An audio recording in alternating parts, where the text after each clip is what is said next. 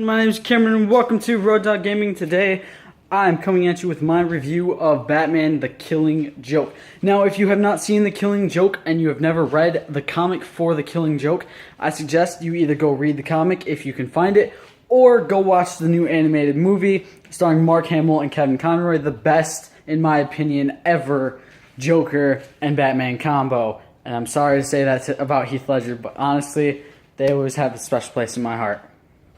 And once you go watch that, come back to this video, watch my review, and tell me what you guys think of my review, and tell me what you guys thought of the movie and or comic. Now, I have read the comic one time in my life and did not remember a lot of the things about it, but a few months ago, I was watching a Variant Comics video, and they talked about... Sorry, I felt like I was going to sneeze.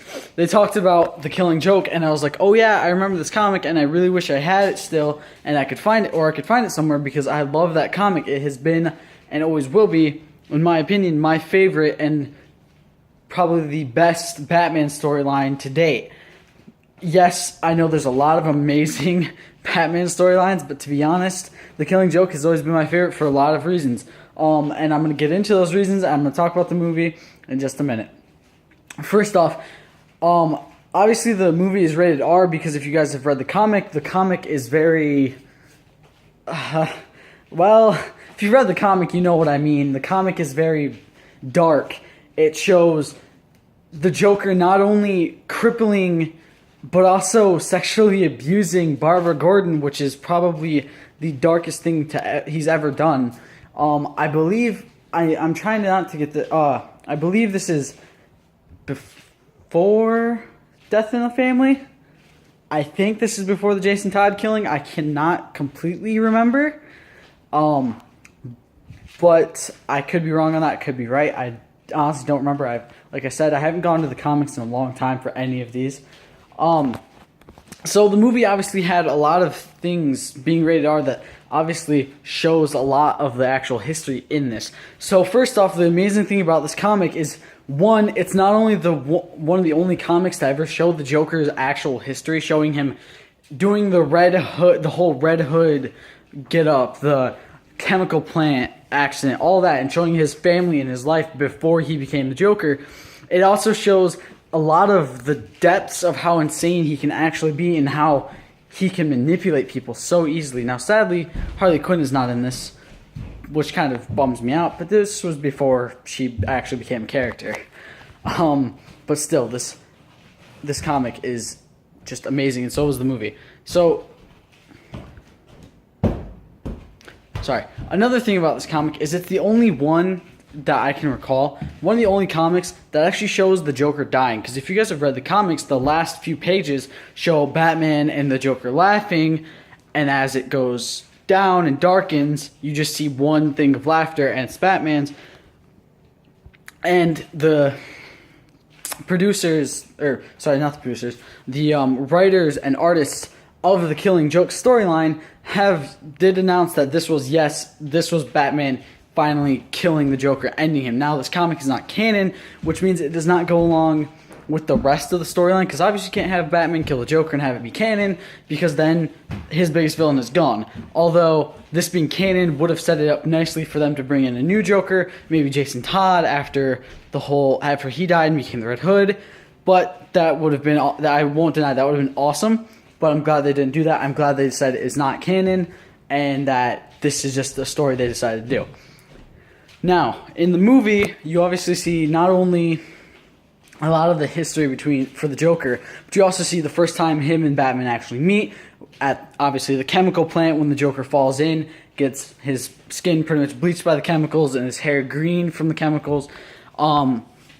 You see the amazing Red Hood costume, which is honestly one of my favorite Joker costumes in the world. You see his vacation one. If you guys don't know what that is, it's pretty much the one with the giant hat. If you guys have played Batman Arkham Knight, you obviously know the outfit I'm talking about, with the picture, with the camera and the shorts, and yeah, it's awesome. The Joker is downright insane, and it's beautiful to watch.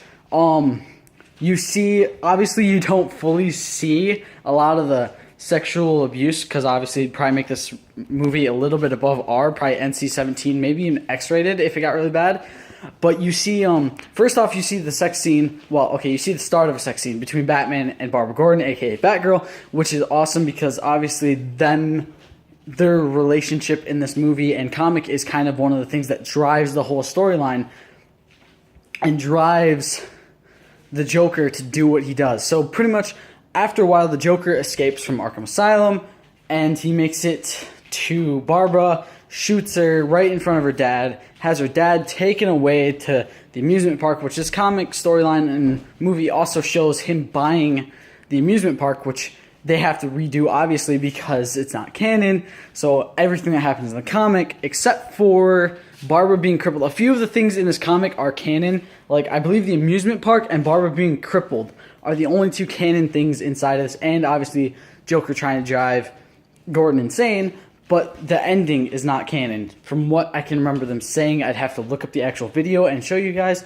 Or you guys will have to look up the video of them, the writers and the producers, or just go to Variant Comics and look up the Killing Joke video. And you can see the writers and the artists for the Killing Joke storyline talking about the canon, how canon the actual comic is. Sorry guys, I have hiccups. My stomach kind of... But to continue on... yeah, so pretty much he shoots her right in the stomach, right at the door, and takes her dad away to the amusement park, which he buys earlier in the movie and in the storyline, and then begins to sexually abuse her and take multiple photos of it to torture Gordon later. Batman finds out about this, goes and checks on Barbara to make sure she's okay, and she says they'll find her dad, which he eventually does. He finds Gordon, and he rescues him after Gordon has been put through mental and physical torture. He was stripped naked by the Joker's goons and put into a ride in the amusement park to look at all the pictures of his daughter being sexually abused while shot in the waist area. I'm trying to think of the best way to say, like right in the midsection, right about there. You know, right above your pelvis, obviously, in that area. And yeah, he rescues Gordon, and Gordon says, "I'll be fine, you go after him." He pretty much goes and he kicks the ever-living fuck out of the Joker. And they talk about how this is only going to end one way. You know, eventually one of us is going to kill the other, and I don't want to get that far. But obviously the ending of it is the Joker's neck getting snapped by Batman, because Batman realizes if he doesn't end the Joker now, that this is going to go on forever until both of them are dead or Gotham is destroyed by one or both of them. So what do I give for my review? My review is definitely a 10 out of 10. First off, like I said, the Joker combo of Mark Hamill and the Batman combo of Kevin Conroy and Joker for Mark Hamill are two of my favorite, are my favorite Joker and Batman combo, like I said.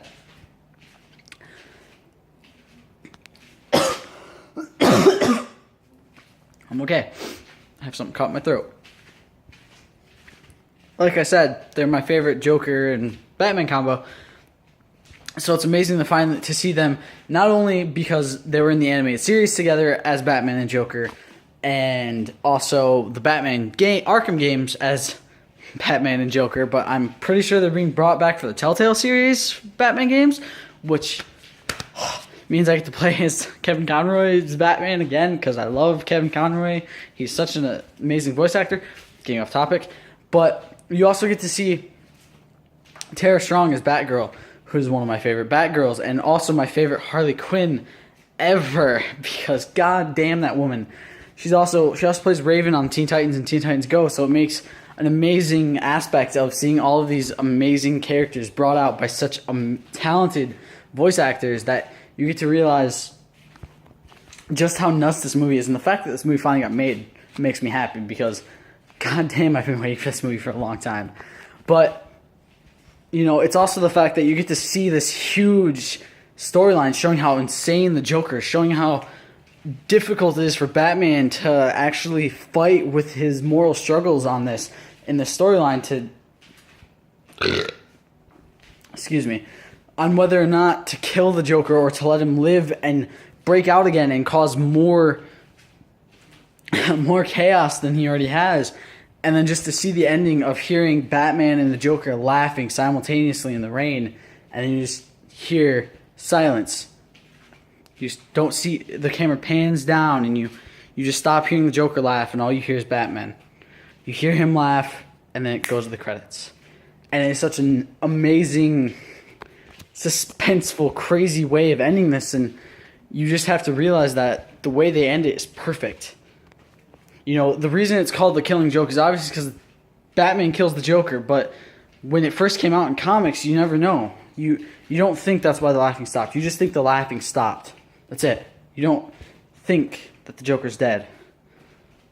It was something that made readers go nuts, and they didn't know. They had to ask everybody. They had to ask question after question after question, until finally the writers came out and said, yes, Batman kills the Joker. That's why it's called The Killing Joke. And then just to see this played out so beautifully, animated, done so well, with Mark Hamill and Kevin Conroy and Tara Strong and all these amazing, amazing, amazing actors, and it's breathtaking, to be honest. And that's why I give this a 10 out of 10, because do you really think there's any other fucking rating for this movie? Unless you're Rotten Tomatoes, there is no better rating for this movie. Because, to be honest, Rotten Tomatoes kind of hates DC. But yeah. That is my rating of The Killing Joke. If you guys have not seen the movie, then you guys just went through a huge spoiler, and I'm sorry about that. But like I said at the start of the video, you should have stopped, gone and watched the movie, or read the comic, and then watched this video. But I will be back in about a week for my review of Suicide Squad, which is another movie I can't wait to watch because Jared Leto. Sorry. As you guys know, I'm a huge DC fan. So, until next time, peace.